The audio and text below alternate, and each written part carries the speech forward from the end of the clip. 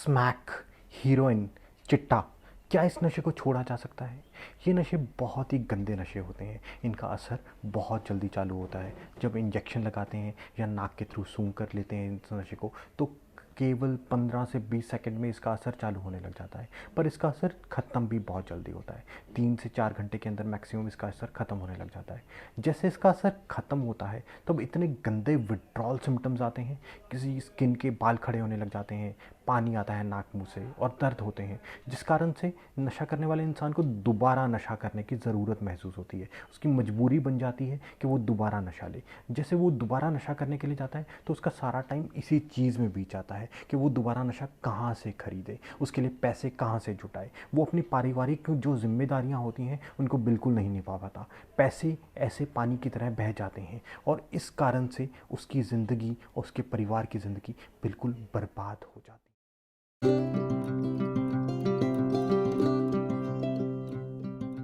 पेपेवर somniferum, ये एक पौधा है जिससे ओपियम या अफीम और पोस्त पैदा होती है। ये इंडिया में, राजस्थान में, मध्य प्रदेश में और नॉर्थ ईस्ट वाले स्टेट्स में पाया जाता है।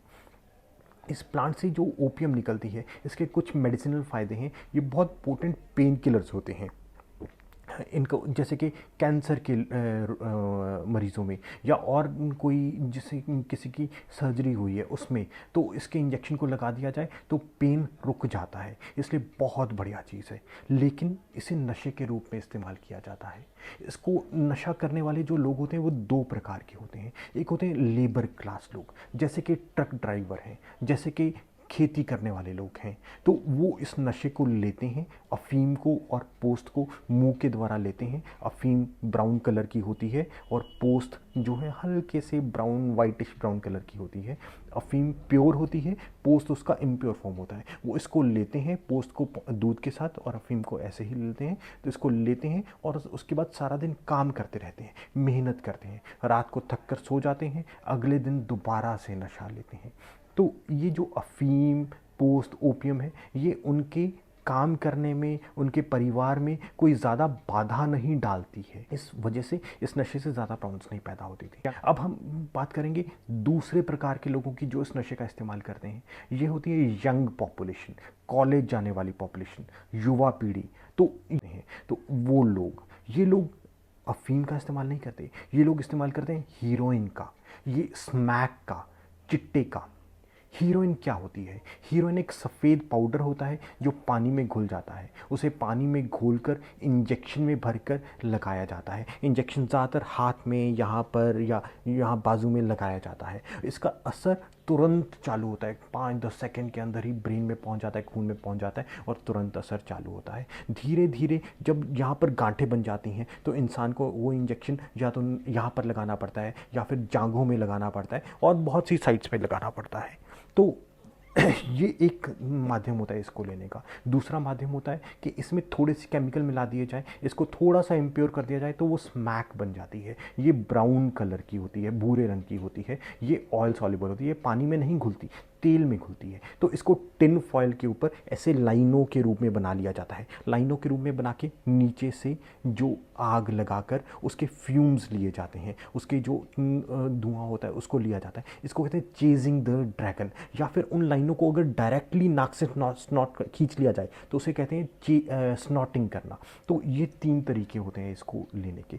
हीरोइन के अलावा और भी तरीके से और भी नशा के फॉर्म्स होते हैं, जैसे कि कोडीन के सिरप्स होते हैं जो खांसी के लिए इस्तेमाल किया जाता है, फोर्टविन के इंजेक्शंस होते हैं, ट्रामाडोल की गोलियां होती हैं, स्पाज्मोप्रॉक्सिवन के कैप्सूल्स होते हैं। ये सब इम्प्योर फॉर्म्स ऑफ नशे हैं जो इतने प्योर नहीं होते। हीरोइन एक काफ़ी प्योर फॉर्म है, उसका नशा बहुत तेज़ होता है, लेकिन इनका नशा उससे काफ़ी कम होता है। इस नशे में खराबी क्या है? आज के वीडियो में हम बात कर रहे हैं कि इसके कारण तकलीफ़ें क्या क्या पैदा होती हैं। ये हीरोइन के नशे के कारण क्या क्या तकलीफ़ें पैदा होती हैं। तो इसके कारण क्या तकलीफ पैदा होती है? जो हीरोइन का नशा करते हैं लोग, उनमें ओवरडोज के कारण डेथ के चांसेस बहुत बढ़ जाते हैं। डेथ नॉर्मल पॉपुलेशन के मुकाबले में 12 गुना ज़्यादा चांसेस होते हैं कि उनकी किसी ना किसी वजह से डेथ हो जाएगी। 12 गुना ज़्यादा चांसेस। और ये डेथ सबसे कॉमनली ओवरडोज से होती है। इनमें 80% लोग जो होते हैं वो मेल्स होते हैं, आदमी होते हैं। ओवरडोज का क्या मतलब है? ज़रूरत से ज़्यादा नशा ले लेना। अगर मेरे शरीर की कैपेसिटी 1 ग्राम नशे को सहने की है तो 1 ग्राम नहीं, मैं 4 ग्राम ले लूँगा। तो उसमें क्या होगा? मेरे फेफड़े काम नहीं कर पाएंगे, मैं सांस नहीं ले पाऊँगा। सांस नहीं ले पाऊँगा, मेरी डेथ हो जाएगी। अब ओवरडोज क्यों होती है?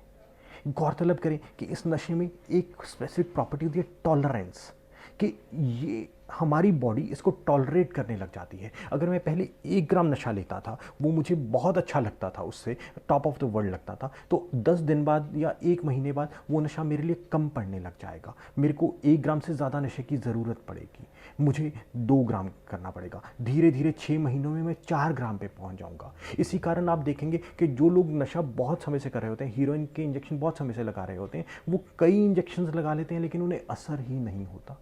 इसे कहते हैं टॉलरेंस। अब इसके कारण टॉलरेंस बहुत इंपॉर्टेंट चीज़ है। क्यों इंपॉर्टेंट है? जैसे कि समझ लीजिए किसी ने नशे का इलाज करवाया, उसने 20 दिन के लिए नशे का इलाज करवा लिया, या फिर वो किसी कारण से नशा नहीं ले पाया, जैसे कि वो जेल चला गया, उसे वहाँ पे नशा नहीं मिला तो वो नशा नहीं ले पाया। तो इस कारण से 15-20 दिन गुजर गए हैं, उसने नशा नहीं लिया। अब उसके दिमाग और बॉडी में जो टॉलरेंस थी वो ख़त्म हो जाती है। जो वो पहले 4 ग्राम नशा ले रहा था, अब 4 ग्राम नहीं, उसे 1 ग्राम से दोबारा उतना ही अच्छा लगने लग जाएगा जो उसे 4 ग्राम से लगता था। पर वो नशा जब करता है तो इकट्ठा 4 ग्राम ले लेगा, जिस वजह से ये चांसेस बन जाते हैं कि वो ओवरडोज में चला जाएगा और उसकी डेथ हो जाएगी। दूसरी ओवरडोज की वजह क्या होती है? ये नशा अक्सर हम कई चीज़ों के साथ में लिया जाता है, जैसे शराब भी ले ली और ये नशा भी ले लिया, नींद की गोलियां भी ले ली, ये नशा भी ले लिया, कोई और नशा भी ले लिया और ये नशा भी ले लिया, कोकेन ले ली, ये नशा भी ले लिया। तो जैसे कॉम्बिनेशन में इस्तेमाल करते हैं, जिसे कहते हैं poly substance use, poly drug use, तो कॉम्बिनेशन में लेते हैं तो ओवरडोज के चांसेस बढ़ जाते हैं। तीसरी प्रॉब्लम इस नशे के साथ में क्या होती है? इसके कारण बड़े गंदे विड्रॉल सिम्टम्स आते हैं। विड्रॉल सिम्टम्स क्या होते हैं कि जो जब शरीर में से नशा ये ख़त्म होता है तो हमारा शरीर जिस प्रकार से रिस्पॉन्ड करता है वो विड्रॉल सिम्टम्स कहलाते हैं। यहाँ के हमारे स्किन के बाल जो हैं वो खड़े होने लग जाते हैं, जिसे कहते हैं गूज फ्लैश। हमारे शरीर के जितने छेद होते हैं उनमें से पानी, उनमें से सिक्रीशंस होने लग जाती हैं, जैसे कि आँख में से पानी बहने लगना, नाक में से पानी बहने लगना, हमारे पॉटी लैट्रिन बार बार आने लग जाती है, पतली लैट्रिन आने लग जाती है, शरीर में दर्द बेइंतहा हो जाता है, इतना ज़्यादा दर्द होता है कि इंसान कोई काम नहीं कर पाता। ये विड्रॉल सिम्टम्स होते हैं। ये विड्रॉल सिम्टम्स महज 6 घंटे से लेकर 24 घंटे में चालू होने लग जाते हैं, पर ये 7 से 10 दिनों में काफ़ी कम होने लग जाते हैं और 1 महीने में ख़त्म हो जाते हैं। लेकिन ये सुनकर आपको शायद लगे कि इसके सिम्टम्स तो बहुत जल्दी ख़त्म हो जाते हैं, पर प्रॉब्लम ये है कि एक तो ये सिम्टम्स बहुत ज़्यादा होते हैं, 1 महीना भी इन्हें सहन करना बहुत मुश्किल होता है। दूसरी प्रॉब्लम ये है कि नशा शरीर से निकालना आसान है, लेकिन उसकी मेंटल डिपेंडेंस, उस नशे लेने की हैबिट को चेंज करना, उसकी क्रेविंग, उसकी तलब को ख़त्म करना बहुत मुश्किल है। ये जो आदत है ये 2-2 साल तक रहती है, उसकी तलब लगी रहती है, 2-2 साल तक जाती नहीं है, जिसके कारण से मेंटल डिपेंडेंस, जो हमारा दिमाग उस पर डिपेंड हो चुका होता है, उसे ख़त्म करने में काफ़ी समय लगता है, 2-2 साल लग जाते हैं। इसलिए इसका ट्रीटमेंट बेहद आवश्यक है। तीसरी तरह की समस्या क्या हो सकती है? चौथी तरह की, सॉरी, है ना, ये नशा करने वाले लोग अक्सर कॉमन इंजेक्शंस लेते हैं कि एक ही इंजेक्शन 5-5 लोग ले रहे हैं, जिस कारण से HIV के चांसेस, हेपेटाइटिस होने के चांसेस बहुत बढ़ जाते हैं। पांचवी समस्या कि इस नशे के कारण से साइकाट्रिक डिसऑर्डर्स, मेंटल बीमारियों की प्रचलित बहुत ज़्यादा हो जाती है। अब अक्सर अगर 100 लोग नशा ले रहे हैं तो उनमें से 50 लोग किसी ना किसी मेंटल बीमारी से ग्रस्त हो जाते हैं, ज़्यादातर डिप्रेशन से ग्रस्त हो जाते हैं। पर जब इसका इलाज करवाते हैं तब 1 साल में ये मेंटल बीमारियां बहुत कम हो जाती हैं, करीब 11% तक रह जाती हैं। जो नशा एक्टिवली कर रहे होते हैं लोग, उनमें आत्महत्या के चांसेस, सुसाइड के चांसेस 14 गुना बढ़ जाते हैं, 14 गुना।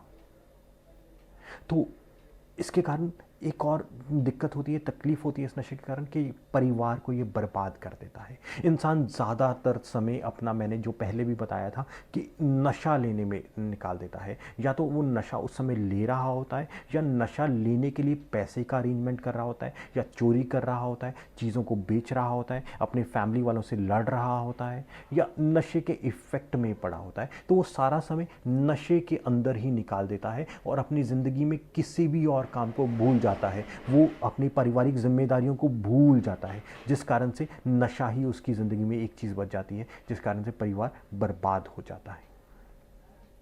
तो ये सारी परेशानियां होती हैं हीरोइन, स्मैक और चिट्टे के नशे के कारण। तो आज हमने बात की है कि हीरोइन, स्मैक, चिट्टे के नशे के कारण परेशानियां क्या क्या होती हैं, तकलीफ़ क्या क्या होती है। नेक्स्ट लेक्चर में, नेक्स्ट वीडियो में हम बात करने वाले हैं कि इसका इलाज कैसे किया जा सकता है, क्या इसको छोड़ा जा सकता है या नहीं।